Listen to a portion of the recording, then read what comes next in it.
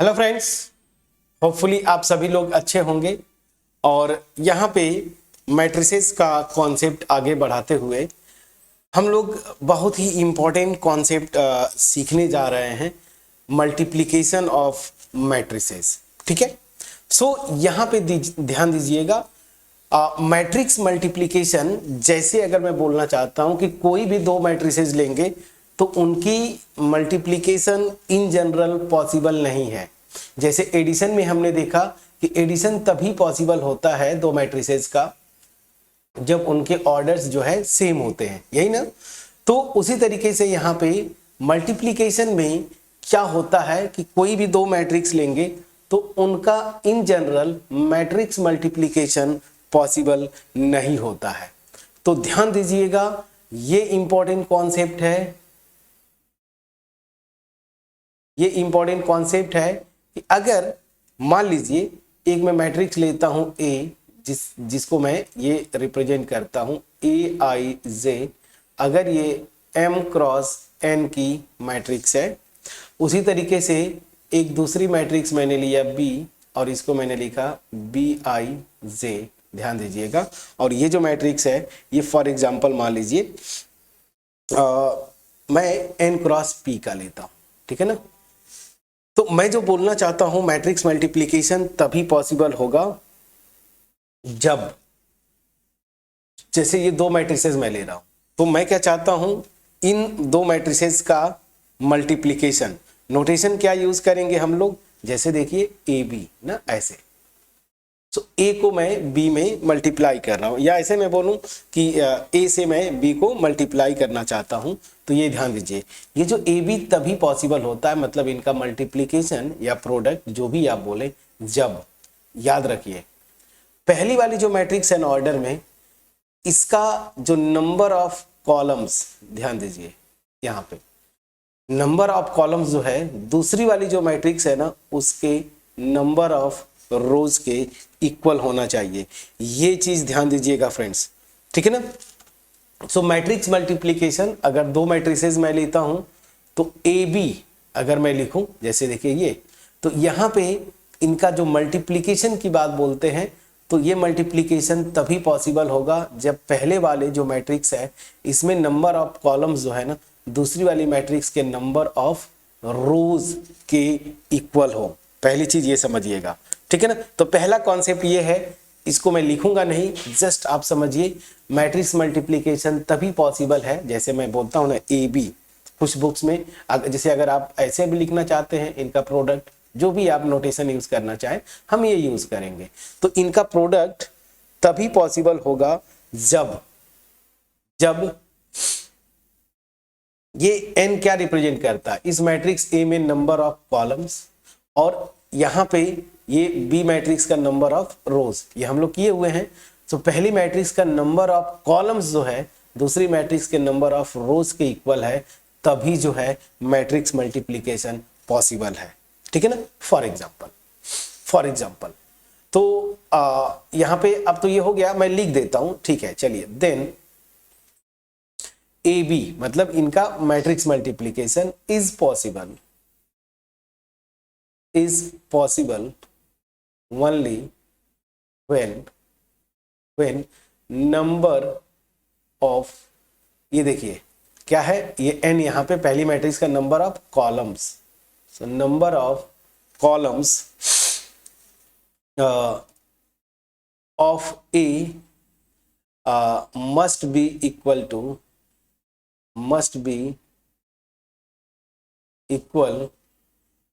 to क्या, number of, ये देखिए क्या है, rows, so number of rows in B. ध्यान दीजिएगा, तो मैट्रिक्स मल्टीप्लिकेशन तभी पॉसिबल होता है, ठीक है ना, पहली चीज। अब आते हैं दूसरी चीज, पहला कॉन्सेप्ट हो गया, अब दूसरा कॉन्सेप्ट समझिए। अगर A जो है m क्रॉस n ऑर्डर का मैट्रिक्स है, इसको अगर मैं बोलता हूं मल्टीप्लाई कर रहा हूं दूसरी जो मैट्रिक्स है B, जिसका ऑर्डर क्या है n क्रॉस p है, तो जब मल्टीप्लाई करके जो रिजल्टिंग मैट्रिक्स आएगी ना C, इसका ऑर्डर क्या होता है, ध्यान दीजिएगा m क्रॉस p। प्लीज ध्यान दीजिएगा, m क्रॉस p। ठीक है, चलिए। सो ये है प्रोडक्ट का रूल या मैट्रिक्स मल्टीप्लिकेशन का जो बेसिक कॉन्सेप्ट है। पहली चीज हमने बस इतना अभी सीखा, कैसे मल्टीप्लाई करेंगे वो बाद में मैं बताऊंगा। कि दो मैट्रिसेस हैं तो इन जनरल कोई भी दो मैट्रिक्स का मल्टीप्लिकेशन पॉसिबल नहीं होता। पॉसिबल कब होगा, जब पहली मैट्रिक्स, जब इसी ऑर्डर में मैं लिख रहा हूं, ए बी निकालना चाहता हूं, तो फर्स्ट मैट्रिक्स का जो नंबर ऑफ कॉलम्स होंगे ना, वो सेकेंड मैट्रिक्स के नंबर ऑफ रोज के इक्वल होने चाहिए फ्रेंड्स। ठीक है, और जब रिजल्टिंग, जब मल्टीप्लाई करके जो मैट्रिक्स बनेगी रिजल्टिंग मैट्रिक्स, उसका ऑर्डर क्या होता है, m क्रॉस p। प्लीज ध्यान दीजिए। ठीक है, अब चलिए, अब यहां से जैसे मैं इस पे एक आध दो एग्जांपल्स करता हूं। ठीक है, सो देखिए, अगर एक मैट्रिक्स मैं लेता हूं फॉर एग्जांपल, जैसे देखिए ये मैट्रिक्स मैंने ले लिया अपने से 2 3 -1 3 4 फॉर एग्जांपल -2 अपने से। ठीक है ना, और दूसरी मैट्रिक्स मैं लेता हूं बी फॉर एग्जांपल, यहां पे पहली चीज इसका ऑर्डर क्या है, तो देखिए कितनी रोज है 2, तो इसका ऑर्डर है 2, कितने कॉलम्स है 3, तो इसका ऑर्डर क्या है 2 क्रॉस 3 का। अब दूसरी जो मैट्रिक्स है इसको मैं ये लेता हूं फॉर एग्जांपल 1 3 फॉर एग्जांपल -1 2 और यहाँ पे 5 और -4 फॉर एग्जांपल। इस मैट्रिक्स का ऑर्डर क्या है, देखिए कितनी रोज है, नंबर ऑफ रोज 3 है और यहाँ पे नंबर ऑफ कॉलम्स कितने हैं। फॉर एग्जांपल यहाँ पे कितने कॉलम्स है, 2 कॉलम्स है। प्लीज चेक करिएगा।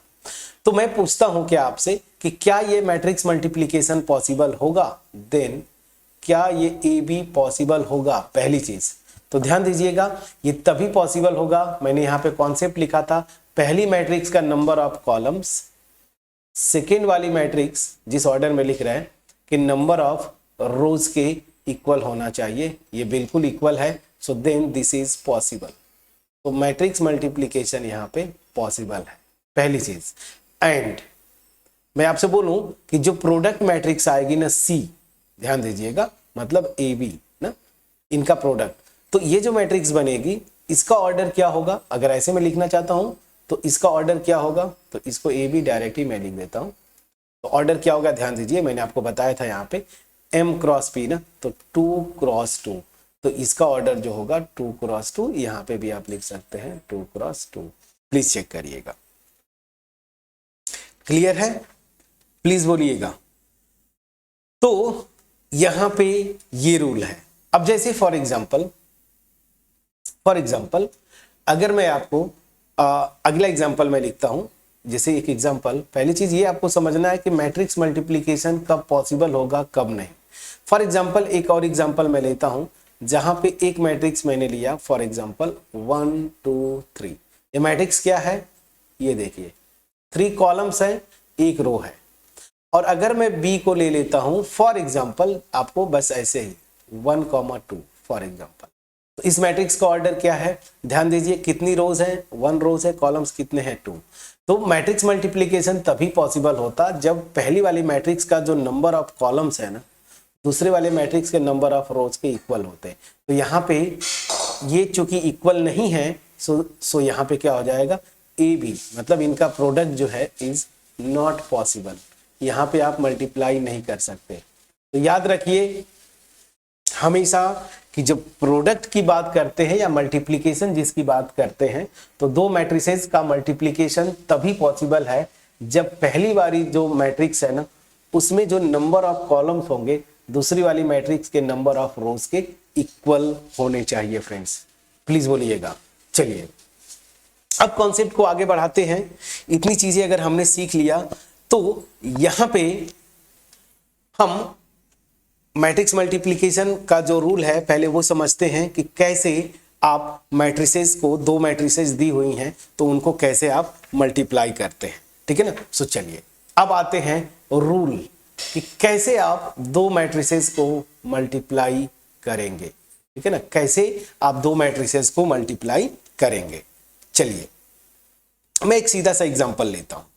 ठीक है, कैसे आप मल्टीप्लाई करेंगे। तो फॉर एग्जांपल मान लीजिए मैं एक मैट्रिक्स लेता हूं, फॉर एग्जांपल ए, ठीक है ना, ये समझिए ए, ये इसको मैं लेता हूं 2x3 की मैट्रिक्स, और बी जो है एक दूसरी मैट्रिक्स है बी, इसको मैं ले लेता हूं फॉर एग्जांपल अभी जस्ट जो लिखा था यहां पे फॉर एग्जांपल 3x2 की। तो देखिए मैट्रिक्स मल्टीप्लिकेशन पॉसिबल होगा, पहली वाली मैट्रिक्स का नंबर ऑफ कॉलम्स दूसरी वाली मैट्रिक्स के नंबर ऑफ रोज के इक्वल हैं, ठीक है ना, तो यहाँ पे मल्टीप्लिकेशन पॉसिबल है। यही तो मैं बोल रहा था कि पहले वाले मैट्रिक्स का number of column must be equal to दूसरी वाली जो मैट्रिक्स है उसके नंबर ऑफ रोज के, तो यहाँ पे ये इक्वल है तो पॉसिबल होगा। मैं जनरल लेके चलता हूं और आपको जस्ट एक्सप्लेन करने की कोशिश करता हूं।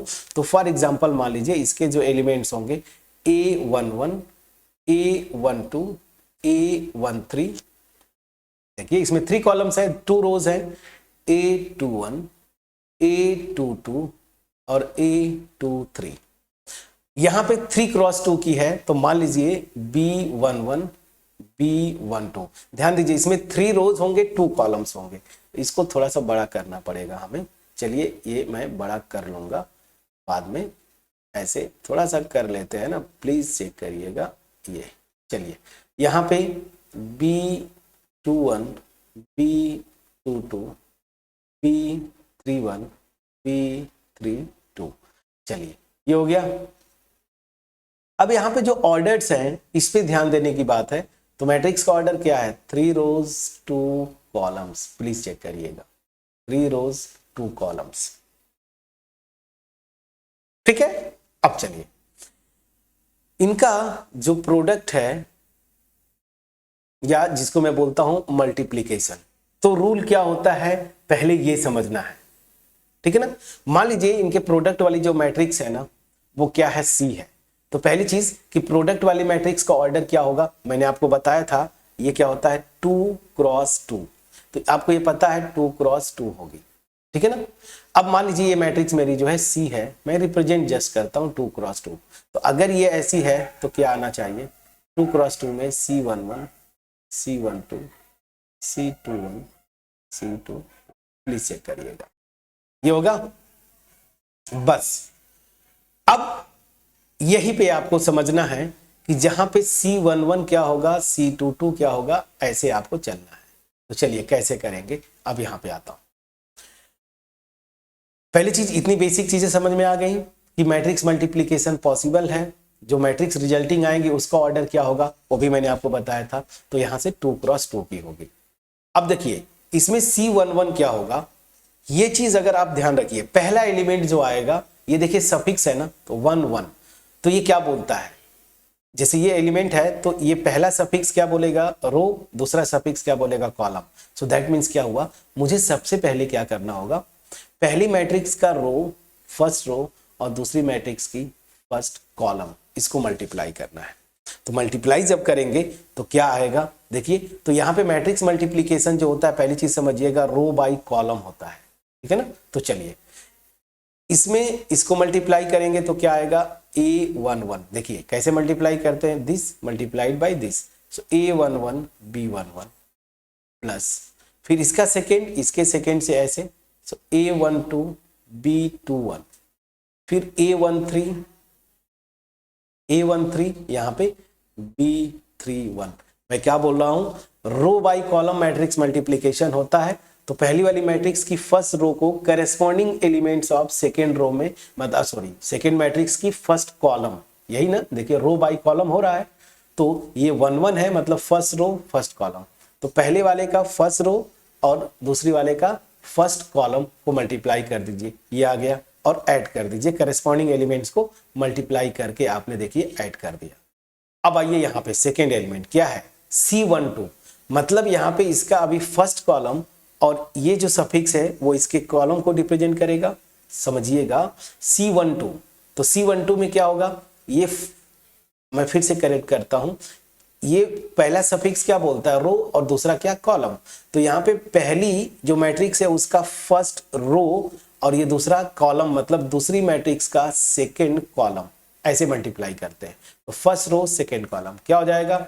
A11 B12 plus A12 B22 plus A13 B32, please check करिएगा, ये हो गया। अब चलिए C21 सेकेंड, ये देखिए सेकेंड रो फर्स्ट कॉलम, अब ये बताएगा सेकेंड रो फर्स्ट कॉलम, तो फर्स्ट वाली मैट्रिक्स का सेकेंड रो और सेकेंड वाली मैट्रिक्स का फर्स्ट कॉलम, तो कैसे जाएंगे देखिए ऐसे, तो ये क्या हो जाएगा A21 B11 फिर प्लस A22 B21 फिर यहाँ पे प्लस A23 और यहाँ पे B31, प्लीज चेक करिए। तो ये सफिक्स बताता है आपको कि कैसे करना है।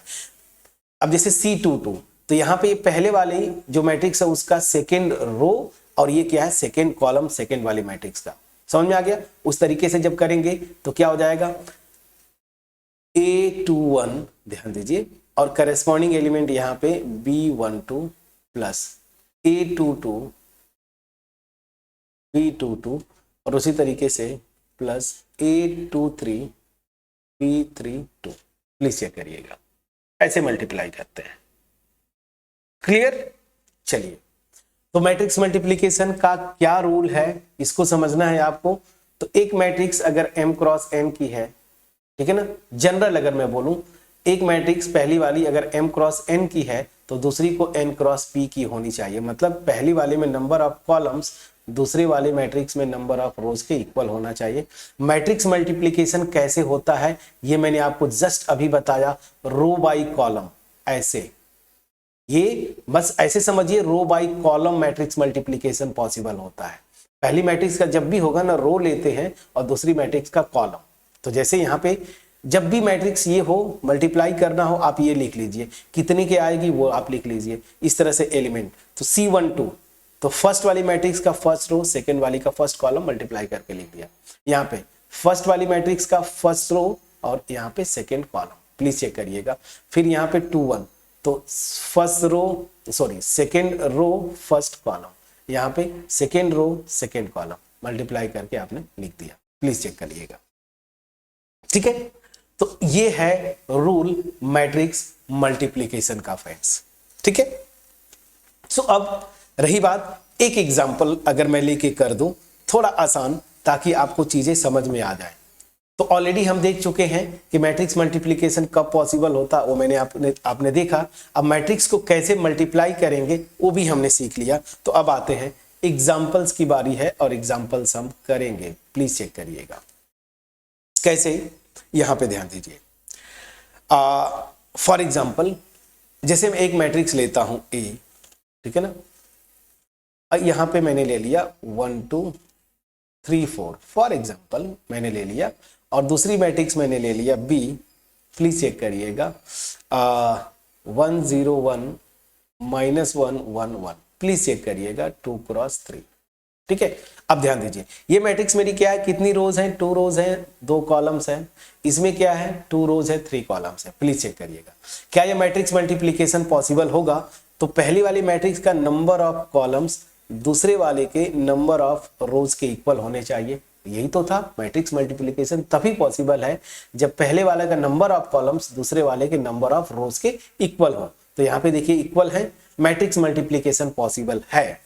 अब चलिए, ये जो मैट्रिक्स मल्टीप्लिकेशन मतलब AB जो आएगा, इसका ऑर्डर क्या होगा? तो देखिए 2 क्रॉस 3 का आएगा, पहली चीज तो ये समझिए 2 क्रॉस 3 का, ठीक। अब आप जब 2 क्रॉस 3 का आएगा तो ऐसे मैट्रिक्स लिख दीजिए 2 cross 3 C11 C12 C13 C21 C22 और C23, प्लीज चेक करिएगा 2 क्रॉस 3, ठीक है। अब चलिए ऐसे होगा, प्लीज चेक करिएगा। अब यहां पे आपको कुछ नहीं करना है, जो मैंने रूल बताया ये सफिक्स बताते हैं। C11 मतलब पहले वाले मैट्रिक्स का फर्स्ट रो और दूसरे के मैट्रिक्स का फर्स्ट कॉलम को करस्पॉन्डिंग एलिमेंट्स को मल्टीप्लाई करेंगे। तो पहली वाली देखिए matrix row by column matrix multiplication होता है, ये पता है आपको। तो बस 1 को इस 1 से मल्टीप्लाई करेंगे तो क्या आ जाएगा, मैं कर देता हूं 1 क्रॉस 1।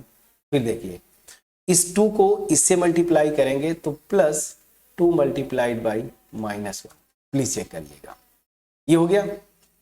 अब चलिए यहां पे आते हैं, अब ये एलिमेंट क्या 1 2, तो ये पहला सफिक्स फर्स्ट मैट्रिक्स का रो बताता है, तो फर्स्ट रो और सेकेंड वाली का सेकेंड कॉलम। तो देखिए 1 इंटू 0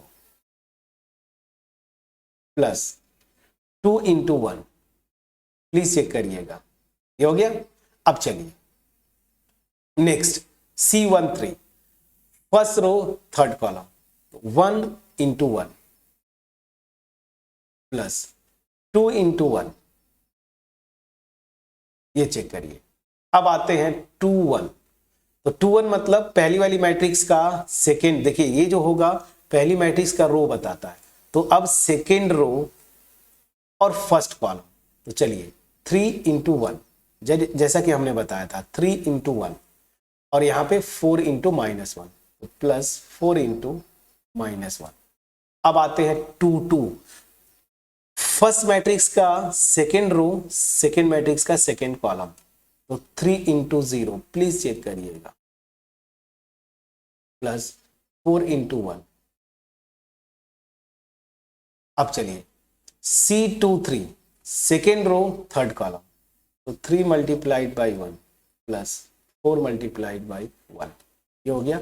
इस मैट्रिक्स का ऑर्डर क्या है 2 क्रॉस 3।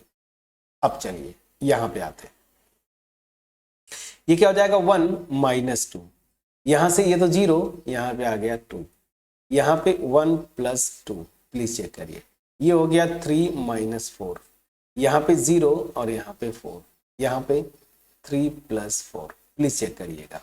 2 क्रॉस 3 की आएगी, अब इसको ऐड कर दीजिए, तो क्या आएगा यहाँ पे -1 2 और 3, और यहाँ पे -1 4 और 7, प्लीज चेक करिएगा 2 क्रॉस 3 की ये मैट्रिक्स आई। तो आपका आंसर आया प्रोडक्ट वाला, मतलब इनके मल्टीप्लिकेशन की बात बोलूं तो इस तरीके से मल्टीप्लाई करते हैं।